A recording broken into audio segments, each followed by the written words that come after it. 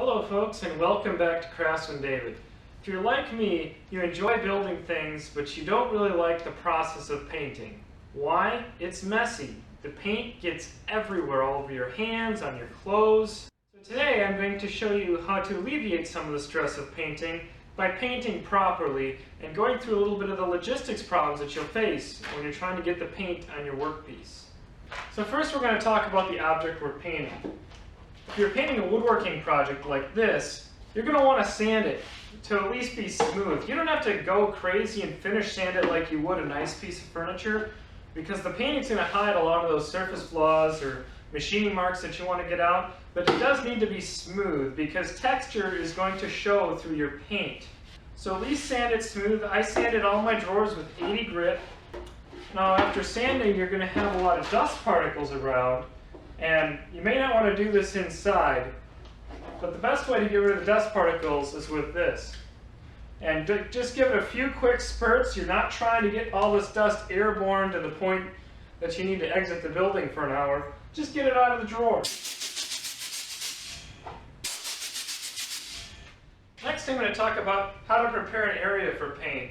No matter how careful you are, you're going to get paint over the floor and onto things. So lay down an old sheet of plywood like this, or a drop cloth or something that you can get paint on and you're not going to be freaking out about.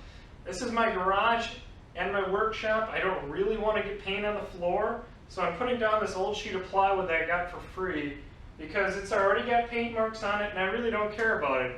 It's much more convenient than a drop cloth because as I step on it, it doesn't stick to my feet.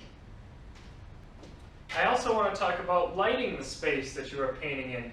You want to really be able to see what you're working on. So I've set up a temporary light. This is the dark side of my garage. My workshop over there is very well lit, but I don't have the overhead lighting on this area because usually my vehicle sits here. So I set up this temporary light to give me more light in the area so that I can see and make sure I get full coverage of where I'm applying the paint. The other thing that's important is to keep your area clean that you're painting in. I swept the floor before I put the sheet of plywood down, and I swept off the sheet of plywood. So it looks like it's dirty, but there's actually no loose dust on it. It's just an ugly sheet of plywood. And now when I'm done painting here, I'm not going to go to the other side of my workshop and start working on other projects, because that'll generate dust that's going to settle onto the stuff that I just spent a whole bunch of time painting. You also need to be careful with how soon after you get done doing the woodworking that you start painting. You want to give it at least a few hours, preferably overnight, before you start your painting job, if your painting job is in the same workspace as your woodworking, like I have. So now what I really want to demonstrate is the logistics of painting. Here's my dilemma. I have a drawer. I want to paint all surfaces and then set it down to dry. Trouble is, when I come in the morning, it'll be stuck to my plywood and I'll have to pry it up and it'll be an ugly mess on the bottom. So what do? The solution is to cut scraps or use scraps that you have. This is actually from the same project. And then you just take some brad nails and you pound them in just enough to get them started. And I like to put them in at an angle so that they have a little bit of springiness when you set stuff down.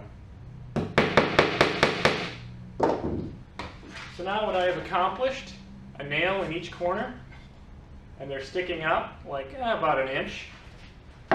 Now, when I put paint on my drawer, I can paint all the sides and then just set it right down on my block.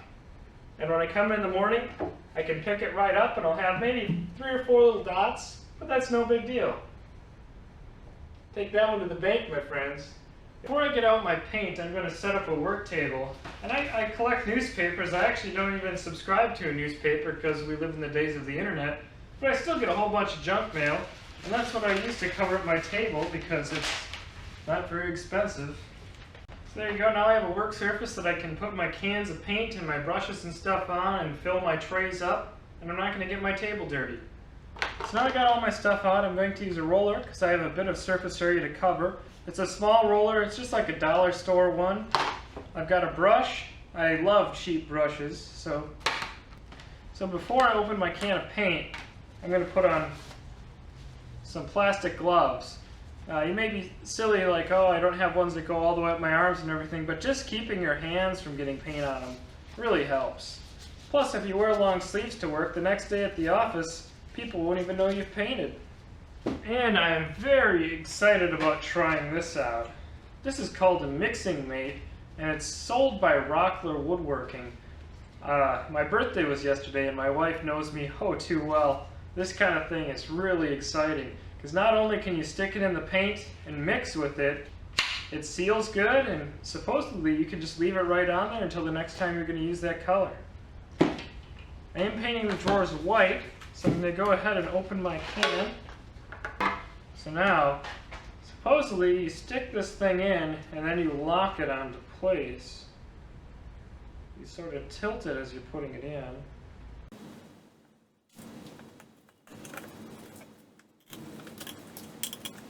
And just like that, I have locked it to my can of paint. Now I have no spills. I can tilt it all over the place. Doesn't spill out so far. And I can mix it just by rotating this handle. Now let's pour it out and see what it looks like.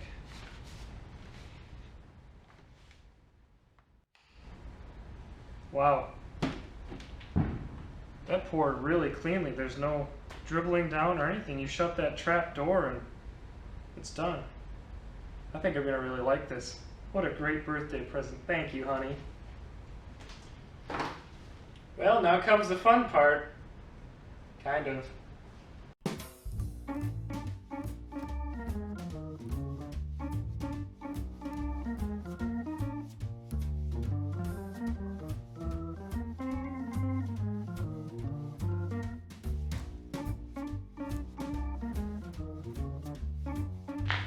And here are the drawers the next morning. They have been sitting on my little stands that I made to hold them, and you can see. Oh, it did bring the board up. But normally, most of them, like that one, comes up, those nail heads just put little dots on there. And you can see that it didn't really leave much of any marks on the bottom, just a few little scratches.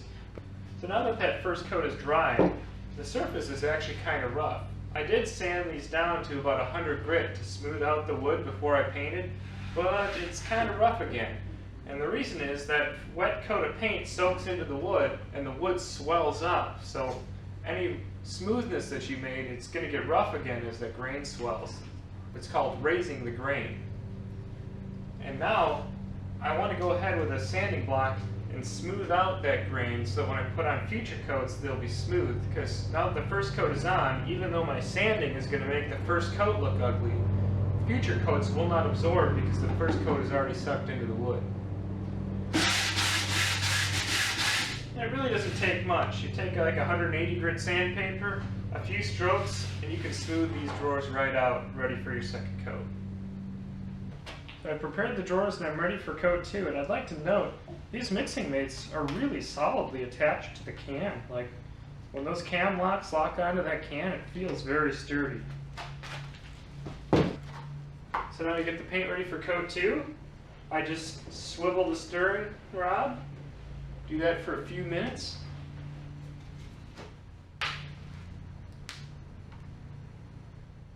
Perfect white paint comes out. You know, Rockler Woodworking is not paying me to advertise their product, but I really like this. I only wish it didn't cost 25 bucks, because I would get one for every paint can if I could. So I didn't get the full process demonstrated on coat 1 because my camera died and the footage cut out. So I'm going to do it one more time, demonstrate the process. First, you paint the inside, and then you flip it over, you paint the bottom, you set it on the block, and then you paint the sides, the outside, and the top.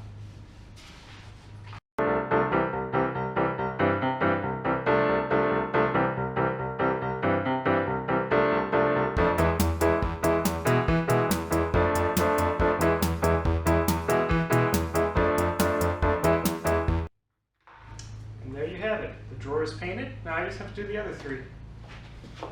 And here's coat number 2 on the drawers. I hope you found this episode of Craftsman David interesting and it helped you with the logistics of trying to paint stuff in your own shop.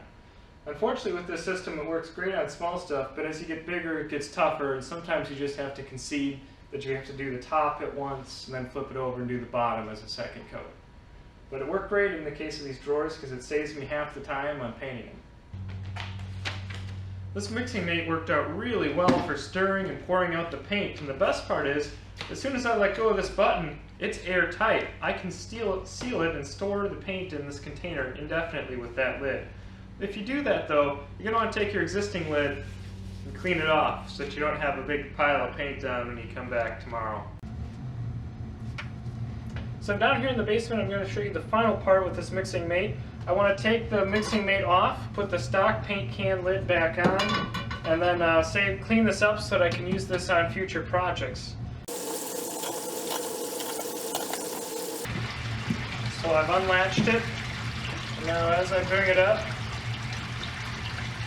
the auger assembly has a bit of paint on it. I'm just going to shake it out generally. I didn't bring a brush or anything to brush it out. And then I'm going to call it good and drop it in the water. And I can put my stock lid back on here. I'll hammer this back down. Paint can is good to fight another day. Now to clean off the mixing mate, I'm just going to spray it with a hose. And I'm going to take an old rag, just wipe off all the panels and stuff. Now I'm going to take a brush, and I'm going to try and get into these little crevices a little bit. Well, there we go. Just shake off the water a little bit. And this thing is mostly plastic, so I don't have to worry about it rusting too much. You can see I still have a little bit of dried paint here right by the spout, but inside the spout's pretty clean. Underside of the lid has just a little bit of paint on it. But otherwise, just sit, let it dry, and you're ready to use it again next time. My overall impression of the mixing mate, I think it's awesome. I just wish it was a little cheaper so that I could buy a ton of them.